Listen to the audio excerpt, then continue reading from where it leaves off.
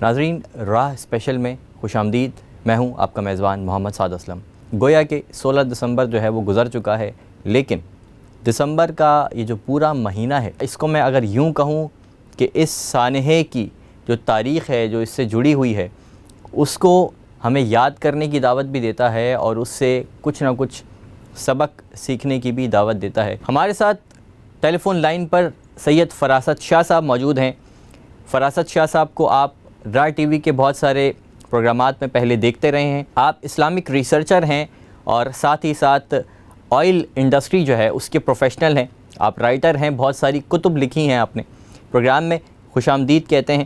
السلام علیکم فراست شاہ صاحب۔ وعلیکم السلام بھائی، آپ کا شکریہ اس ٹاپک کو اٹھایا ہے۔ تو آج کا ہمارا جو پہلا سوال ہے، آپ نے جو تذکرے کیے ہیں اپنی کتب کے اندر، تھوڑا سا ان کے اوپر جو ہے وہ روشنی ڈالیے۔ میرے لیے تو یہ ہے کہ میں نے 10 سال کی عمر میں اسے ایک طرح سے وٹنس کیا ہے۔ وہ وہاں تو نہیں تھا، لیکن ویسٹ پاکستان میں بھی جو کچھ یہاں پہ لوگوں کا حال تھا اس خبر کے سننے کے بعد، اور جس قدر ایک غم کی کیفیت، اور وہ آج تک اتنے دہائیاں گزر جانے کے باوجود بھی جب بھی یہ سیزن آتا ہے تو وہ اس وقت کی یادیں تازہ ہو جاتی ہیں۔ تو آپ نے یہ موقع دیا تو میں اس پہ ضرور کچھ نہ کچھ بات کروں گا اپنے تجربے کے حوالے سے۔ اچھا فراست شاہ صاحب، یہ بتائیے گا کہ اس طرح کے جو بڑے سانحے ہوتے ہیں تو اس کے اندر جو ہے وہ کوئی چند دن کی کارروائی نہیں ہوتی ہے، چند ہفتوں کی بات بھی نہیں ہوتی ہے۔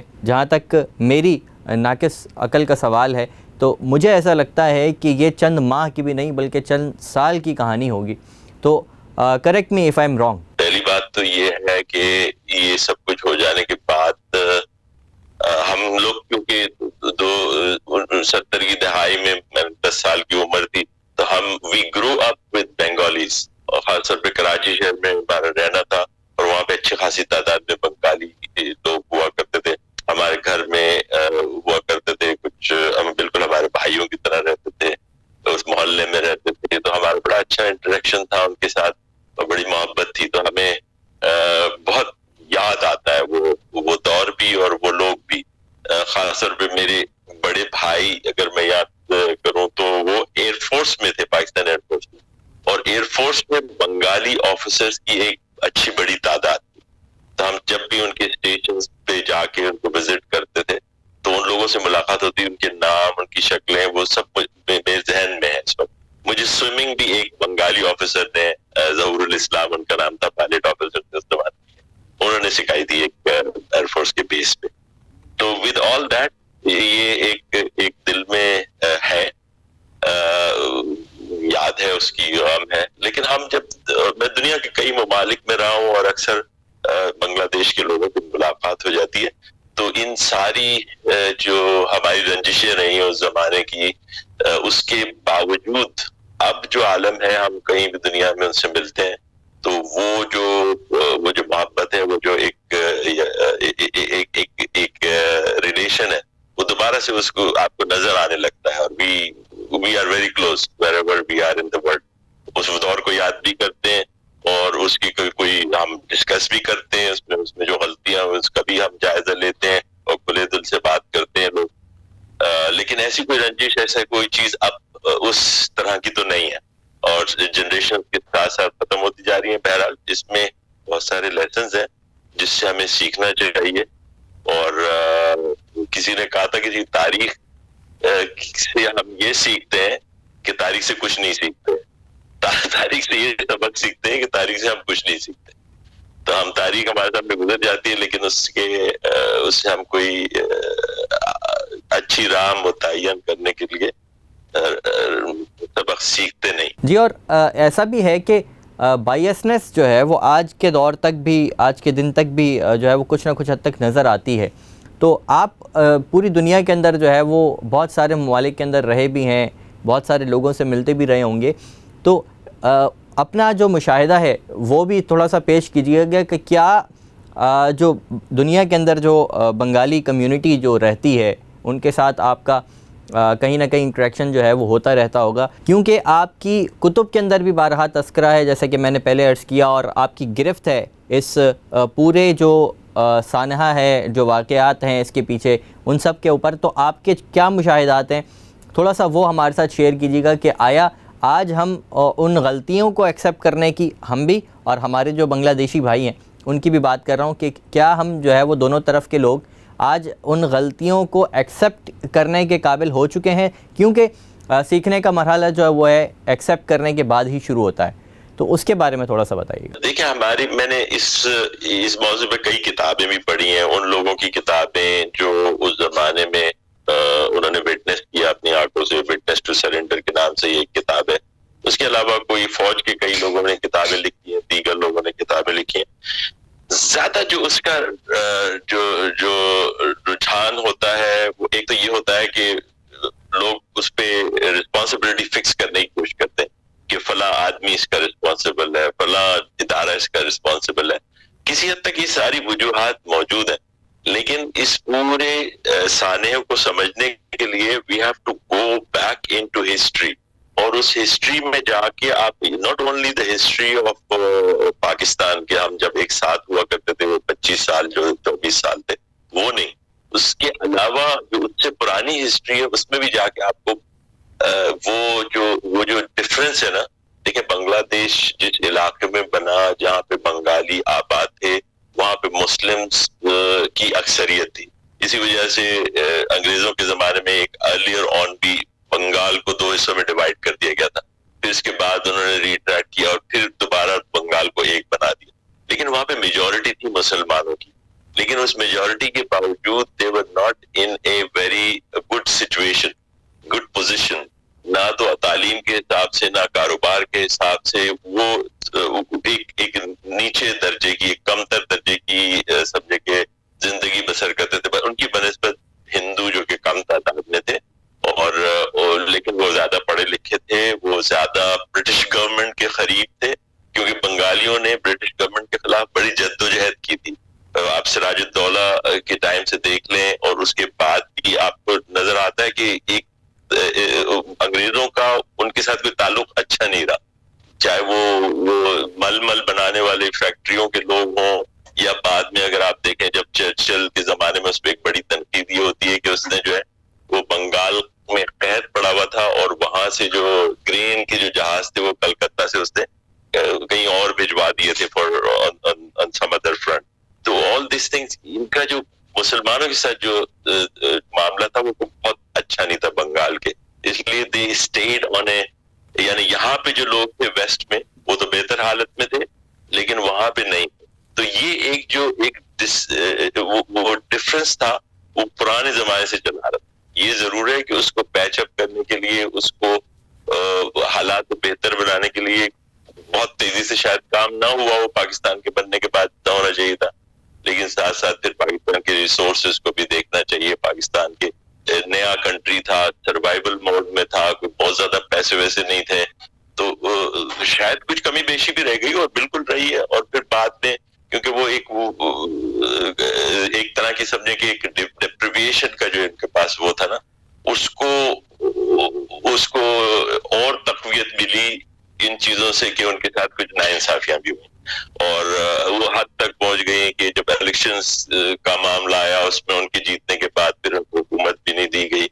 یہ ساری چیزیں جو تھی وہ ایک بیک گراؤنڈ ہے اس کا, جیسے میں نے کہا کہ بہت پہلے سے آپ کو دیکھنا پڑے گا, but it came to its climax in 70s, اور پھر اس کا جو ہمارے جو دیرینہ ہمارے دشمن ہیں انہوں نے اس کا فائدہ اٹھایا اور ان حالات سے. لیکن یہ سب مطلب ہم ظاہر ہے کہ دشمن تو یہی کرتا ہے, یہ سب ہماری کمزوریاں تھیں, اسی لیے میں کہتا ہوں کہ اس سے ہمیں سبق سیکھنا چاہیے.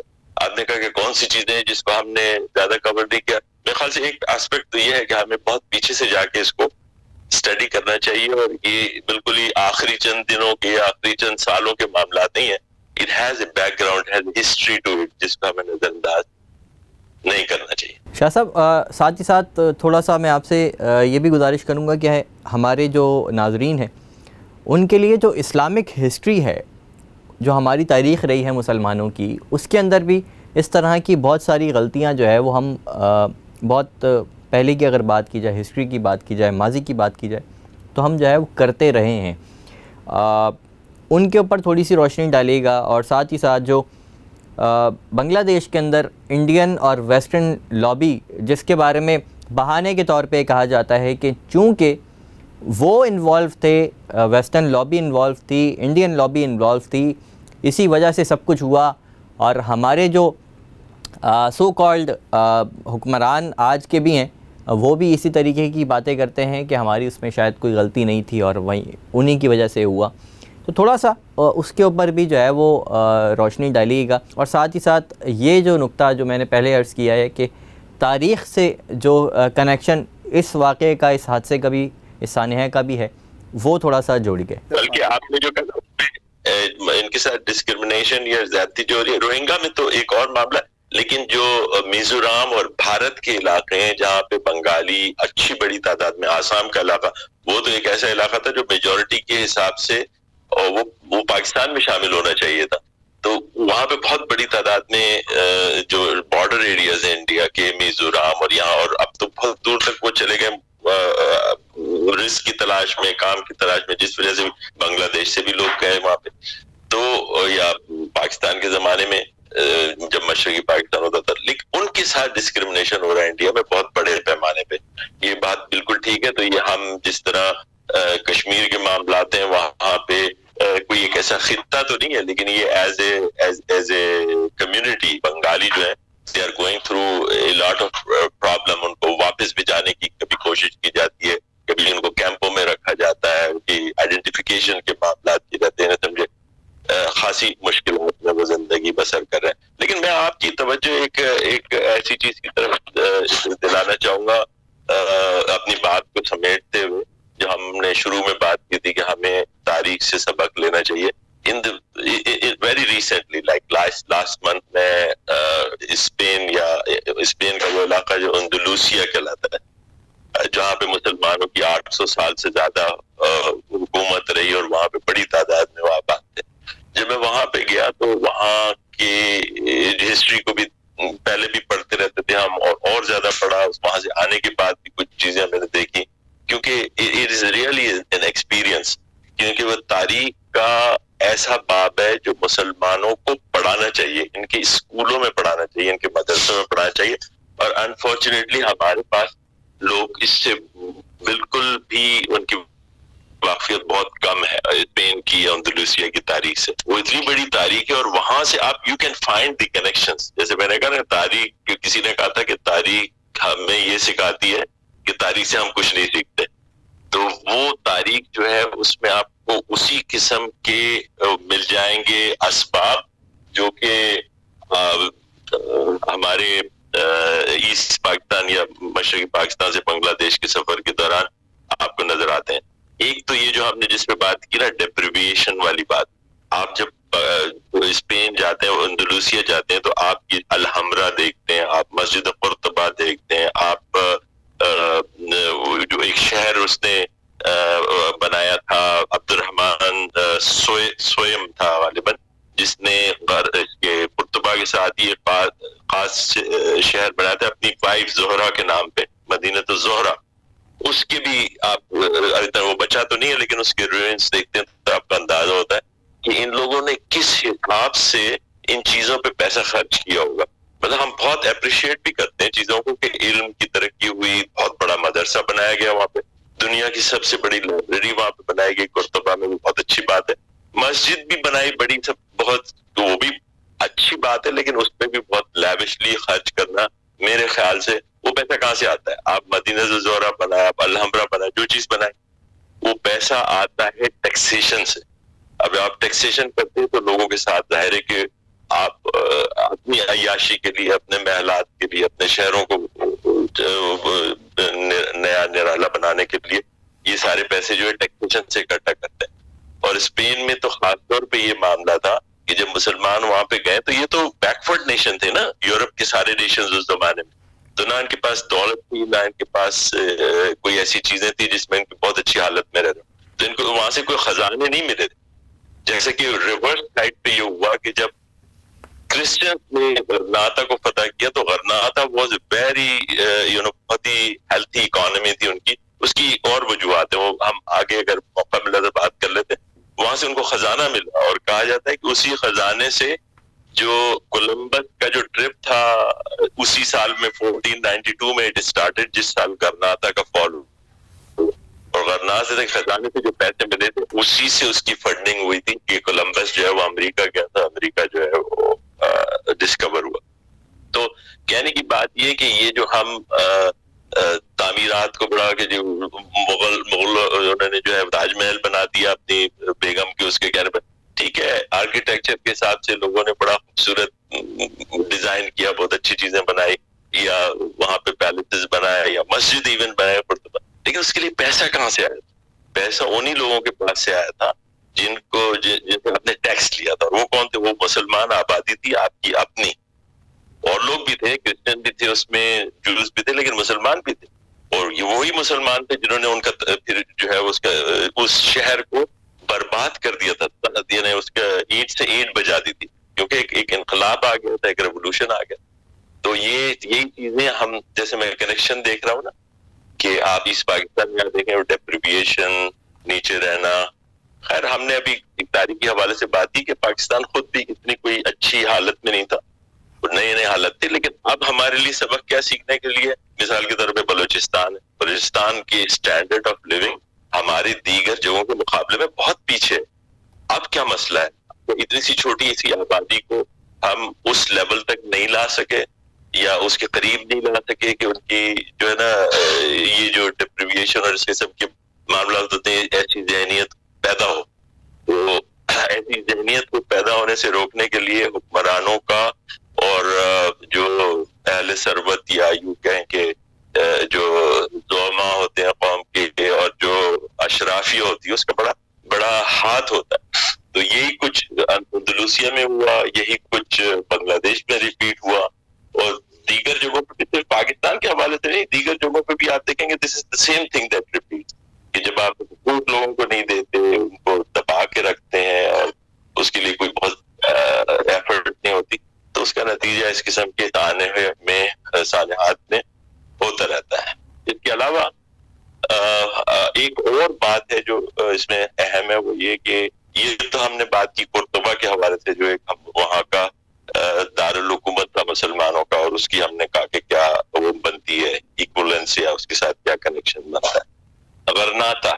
غرناطہ وہ حکومت تھی جو سب کچھ تباہ ہو جانے کے بعد بھی 250 سال تک مسلمان جو ہے وہ وہاں پہ اپنی حکومت انہوں نے قائم رکھی تھی. ایک پہاڑی مقام تھا بالکل ساؤتھ میں اسپین کے، تو اس کی کئی وجوہات ہیں. ایک تو کہ موراکو کے ساتھ بالکل ہی ملا ہوا تھا، مغرب کے ساتھ تو ایک ان کا تعلق تھا.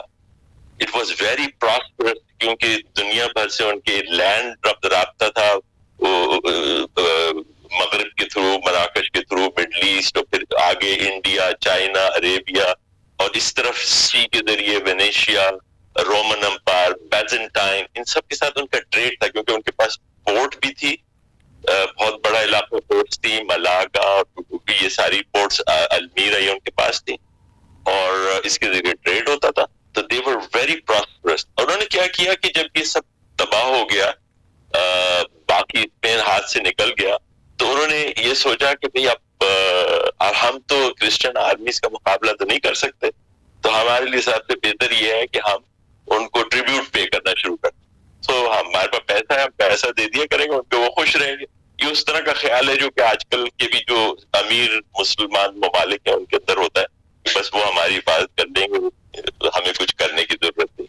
یہ بھی سبق سیکھنا چاہیے کہ جب انہوں نے ٹریبیوٹ تو پے کرتے تھے، لیکن اس کے پے کرنے کے باوجود انہوں نے اپنے ڈیفینس کے اوپر اور اپنے آپ کو اسٹرانگ کرنے پہ، اپنے ریلیشن شپ بنانے کے لیے جو مین لینڈ جو مسلمانوں کا تھا، جو خلافت تھی، اس کے ساتھ ایک تعلق کو مضبوط رکھنے کے لیے، تاکہ جیسے یوسف بن تاشفین آئے تھے ایک زمانے میں، ان کو بلایا گیا تھا ٹو ریکور دی جو ایریا ہم سے لے لیا تھا مسلمان، اس طرح کا تعلق بھی نہیں رکھا. تو یہ سارا سمجھے ہوم ورک نہیں کیا، they just depended on their money. اس منی نے پھر ان کا کام نہیں کیا. حالانکہ اس وقت وہاں پہ جو آج کل کی ٹرمینالوجی میں مجاہدین کہتے ہیں نا، وہ موجود تھے، ینگسٹر موجود تھے، جنہوں نے اس سلطنت کا ایک عرصے تک دفاع کیا پہاڑوں میں. حالانکہ جو بادشاہت تھی وہ اس قابل نہیں تھی، اور وہ لوگ جو تھے وہ اپنی عیاشیوں میں پڑے ہوئے تھے اور ایک دوسرے کے خلاف ساز باز کر رہے تھے، وہ خاندانی جھگڑے اور اس میں کرسچنز سے بھی مدد لی جاتی تھی فرڈینینڈ سے. اسی کے نتیجے میں وہ کمزور ہوتے گئے. لیکن مجاہدین بھی موجود تھے جنہوں نے اب اس کو آپ ایکولائز کر لیں. اس کے ساتھ اگر دیکھیں ایکویشن بنگلہ دیش کے ساتھ، آپ نے دیکھا کہ بنگلہ دیش کے اندر کس طریقے سے جو ایک تو آرمی تھی نا، آرمی کے علاوہ جو الشمس والبدر کے نام سے جو وہاں پہ تنظیمیں تھیں، جو مسلمان ینگ لڑکے تھے، مجاہدین تھے، جنہوں نے کتنا یعنی بے جگری سے لڑے ہوئے، کتنی قربانی دی، ہزاروں لوگ اس کے اندر شہید ہوئے. تو ان کی جو ایک ایکولنس بنتی ہے وہ ان جہاد کرنے والوں سے بنتی ہے کہ جنہوں نے غرناطہ کی ایک عرصے تک حفاظت کی تھی. تو یہ ساری چیزیں ہمیں ہسٹری سے میچ ہوتی ہوئی نظر آتی ہیں. لیکن جیسے میں نے کہا کہ ہسٹری ایک دفعہ وہ گزر جاتی ہے، پھر ہم دوبارہ وہ غلطی کرتے ہیں، پھر وہ اس کو کچھ سال ہو جاتے ہیں تو دوبارہ ریپیٹ کرتے ہیں. تو ان چیزوں کو ہمیں ایک تو اس کا پورا پرٹیکولرلی بنگلہ دیش یا سے جو ایسٹ پاکستان سے بنگلہ دیش کا سفر ہے، اس کے ہسٹوریکل پرسپیکٹو میں اسے دیکھنا ہوگا اور اس کی وجوہات سمجھنی پڑیں گی. کیونکہ اب ہم تو ظاہر ہے کہ ہمارے یہاں ایک جو بہت بڑا کنیکشن ہے بینگ مسلم نیشنز، وہ تو برقرار رہے گا، اور اسی کی وجہ سے ہمارے معاملات جو ہیں، ہم جہاں بھی ملتے ہیں تو ہم ابھی بھی بھائیوں کی طرح رہتے بھی ہیں. اس کو اور اسٹرانگ ہونا چاہیے، اور جو غلطیاں ہوں اس کو ماننا بھی چاہیے، اور اس کے اوپر ہمیں جیسے ہم نے کہا کہ اس سے سبق سیکھنا چاہیے اور انکریج کرنا چاہیے لوگوں کو کہ ہسٹری میں بھی دیکھیں. انڈونیشیا کی ہسٹری کو میں نے کہا خاص طور پہ دیکھیں گے، آپ کو بہت سی، حتیٰ کہ ایک عجیب سی وہ بات تھی کہ جو آخری بادشاہ تھا، جو سلطان تھا وہاں کا، اس کا نام تھا ابو عبداللہ.